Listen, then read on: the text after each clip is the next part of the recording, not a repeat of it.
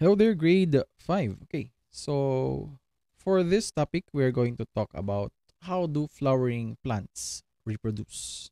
Okay, paano nga ba nagre-reproduce yung flowering plants? Kasi hindi naman, meron kasi din mga non-flowering plants, but that will be discussed on our next lesson. Okay, basic parts of a flowering plant. So before we go on how they reproduce, you have to be familiar with the basic parts of a flowering plant. In this case, meron tayong gumamela, or mas known sa term na hibiscus. Okay. First is the stamen. So yan na dito yung stamen natin. This part over here, our stamen. The male reproductive part of the flower. Okay, para hindi kayo maguluhan. You already know that it's the male reproductive part. So just remember the keyword men in the word stamen. Okay, men, male, stamen. To avoid confusion lang yan. Okay? The stamen is composed of the anther and the filament. Meron tayong anther here and the filament there.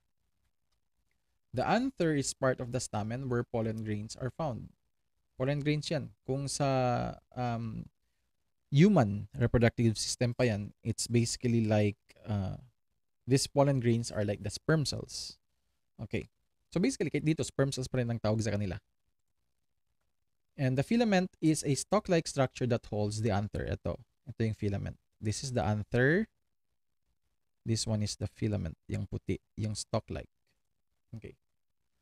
Pistil, also known as the carpel, which is the female reproductive part of the flower. Yan. Pistil. Ito naman yung pistil yung sa gitna. Okay, yung stamen kasi, the stamen refers to this one. Ito, this is an example of the stamen. This one, sila. And yung pistil kasi, sila naman yung nasa gitna. Okay, sila yung nasa gitna. Ito. Okay, I'm not sure if klaro ba. Like to make use of yellow. Oh, yan. Mas klaro ata. Okay. Yan ang pistil. Yan ang female. Oops, dito naman pala hindi klaro. Ano ba yan? Yan ang female.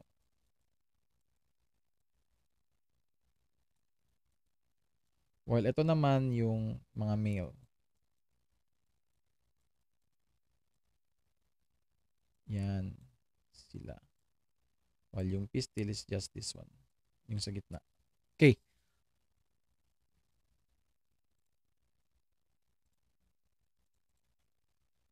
The pistil is composed of the stigma, style, ovary, and ovule. The stigma is the tipmost part of the pistil. Pollen grains basically stick to this part of the flower. Okay. Pollen sticks to this part of the flower. The style connects to the stigma, to the ovary. Ito yung style, yung sa gitna. Ayan. All the way. It connects everything from the stigma all the way down to the ovary. The ovary contains the special cell called the ovules or seeds. Kumbaga sa human reproductive system, it's like the egg cells. Okay. Ovary and the egg cells, basically. The ovule produces the female reproductive cells. Yun na nga, like the egg cells. Petals. Okay, leaf-like structure that beautifies the flower.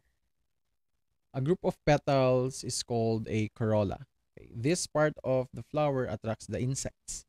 The petals also protect the reproductive part of the flower. Bakit nga ba kailangan ma-attract yung insects? Anyway, we are going to talk about that later. Sepal.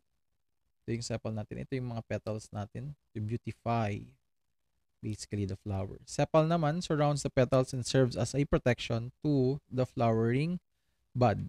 As well as the receptacle. Yung receptacle kasi parang it's like the sepal. It also protects. Pero main talaga niya is where the flower stalk is attached. Okay, part of the flower stalk where the parts of the flower are attached. Yan ang ibig sabihin ng receptacle. Okay. Pollination. Okay, dito nangyayari yung how plants reproduce. Pollination is when pollen grains are transferred from the anther to the stigma. Okay. There are two types of pollination kasi. There are two types of pollination. One is self-pollination. It is when pollen grains are transferred within the same flower. And the other one is cross-pollination. It is when pollen grains are transferred from one flower to another. So for example, ito. We have the pollen grains here. We have pollen grains found in this area. If a certain, like for example, in this case ngayong itong bee na to, the pollinator, goes from this point all the way here, that is called self-pollination. Kasi yung pollen grains are being transferred to the same flower. Same part lang. But if this pollinator or the bee gets the pollen grains from here and flies all the way to the other flower, and it's being transferred to the stigma of the other flower, that is when we consider that as cross-pollination. Okay? That is the difference between the two. Self-pollination happens within the same flower. Cross-pollination happens from one flower to another. Okay? Agents of pollination. Ano nga ba nangyayari dito? Agents of pollination are called pollinators. Yun na nga kanina. Like for example, the bee. A bee is an example of a pollinator. Pollination is made possible because of the pollinators such as bees, butterflies, birds, wind, and even water. Explain lang natin yan isa-isa. Okay, for example, sa bees nga, bees and butterflies, medyo common, and also birds.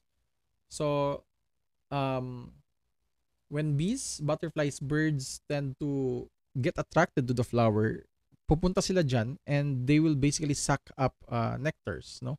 Kukuha sila ng nectar from a flower. Then, during the process of harvesting nectar, ang nangyayari is that pollination is happening. It's either the bees, the butterflies, is having this yung self-pollination process na nga, which is this one,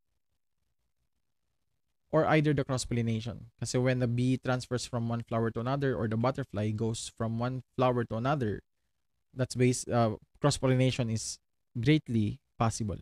Mataas yung chances. How about yung wind? Paano naging pollinators ang wind and water? So, yung wind naman, syempre, for example, you have bunch of flowers there. Yung na nga, yung gumamela. So, if there's a strong wind, there's a chance that pollen grains from one flower will be transferred to the other flower as well. Wind lang yan.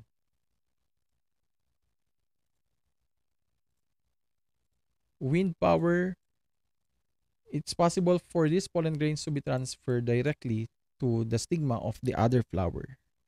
Water naman is through the rain. For example, if there's another flower dyan sa baba, what if there's another flower here? And then there's raindrops. The raindrop was able to harvest pollen grains and falls to the stigma of the other flower. Diba? Makes sense. Uulan. Okay. So these are examples of agents of pollination. That's why they are considered as agents of pollination. Okay, fertilization. Dito na ini-explain. Okay, so yung pollen grains, fertilization occurs after a successful pollination. Okay, so kung nangyayari nga dito is this one. Pollen grains to the stigma. Okay, after pollination, the pollen grains grow and develop a tube. So from this point, yung pollen grains na yan, once it touches the stigma, successful na yung pollination natin, it will grow a tube leading all the way down to the ovary. And it tries to reach out to the ovule. Diyan na nangyayari yung reproduction ng plants. Okay. So as the tube develops, the sperm cells in the pollen grain move down and reaches the ovary. So first, basically, it just forms a tube. Then later on, dyan na yung sperm cells din mag-travel through the tube and will reach the ovule. to reach the ovary and reach out to the ovule. Once the sperm cells reach the ovary, it will leave the pollen tube to unite with the egg cell in the ovule, thus undergoing through the process of fertilization, which produces a fertilized egg, or the other term for fertilized egg is zygote. Okay, ganyan lang talaga ka-basic reproduction in plants. Parang 100% chances talaga. The zygote will then develop into a young plant. So from at this point, a zoomed in version. So magko-combine sila, will form a zygote, and the zygote will later on become a seed, no? So the ovary ripens into a fruit, and the ovule hardens and forms into a seed. The seed contains the young plant. That's why we need to basically plant seeds. Kasi if you not plant the seeds, hindi siya mag-grow. Although there are seeds that can actually grow kahit hindi sa soil. Okay? Seed germination. Okay. So in this example, sa 1, actually consider na rin yung 2. The seed coat or testa, the seed coat, another name for seed coat is testa, basically breaks in this situation. Nagbe-break siya to make way. Then the radicle comes out and becomes the true root. This is the radicle. Okay? Yan ang radicle. And once it breaks from the seed coat or testa, it will now become the true root. Ganun yan. Okay. And in picture number 4, example number 4, if you notice that the plumule grows upward and becomes the first true leaves. So as it grows further, no, yung plumule na yan, yung this one gets pushed up. Ito mismo, nagpo-push up, which is ito na nga. This is the result. And once it's up there, it now produces or becomes the first true leaves. Roots get settled in the soil and the young seedling continues to grow. Yan na yan, sa result na yan sa number 6. From 5 all the way to 6. Okay, the roots get settled. Ibig sabihin, nandyan na talaga yan siya. It can only be removed if you are going to pull it out. Okay. So, seed germination. Then the other one is seed dispersal. Ano nga ba ibig sabihin ng seed dispersal? Being transferred. Seed being transferred from one place to another. So, sa pollen dispersal, meron tayong mga pollinators dyan. Yan na yan, yung mga sinabi natin kanina. Pagdating naman sa seed dispersal, seed may be scattered or dispersed in different ways. Seed dispersal is important to increase the number of plants around us. Okay. Unconsciously, paminsan kahit tayo, we tend to disperse seeds from one place to another. Pero karamihan yan, most of those who disperse seed are animals. No? Wind, water, animals, and humans are agents of the seed dispersal. Some seeds are light and can easily be carried by wind. Pag mag-flow lang yung wind, wala na. Kakalat na yung mga seeds na yan. Running water can carry newly dispersed seeds to other places during a heavy rain. Okay. Some seeds stick to skins of farm animals. Seeds can be eaten by animals as well and can be dispersed through their feces. Anong ibig sabihin yan? Can be dispersed. For example, if an animal was able to eat fruit, then yung fruit na yun may mga seeds that can still be planted, no? The moment they're going to eat it and it will be digested in their body, hindi kasi yan yung seed kasi hindi talaga siya na fully digest. So what happens now, it will exit your body through feces, tae, okay, manure. So feces for animals, manure for us. So yun na. Paglabas niyan, for example, let's say yung bat, yung turtle, or any dogs maybe. Once magpo-poop sila in other places, it is in great chances that that seed can still grow. Okay? It's still very possible for that to happen. And also, people disperse seeds to other places as simple as eating fruits. For example, ikaw, kumakain ka ng orange ngayon or apple, and then after eating, usually tinatapon lang natin elsewhere. Or if you're going to throw it properly, yung magtatapon ng trash na yun, there's a possibility that it can grow elsewhere. Okay? Seeds ng kalamansi, of course, we don't want to consume the seed. We don't want to bite it even kasi it's very bitter.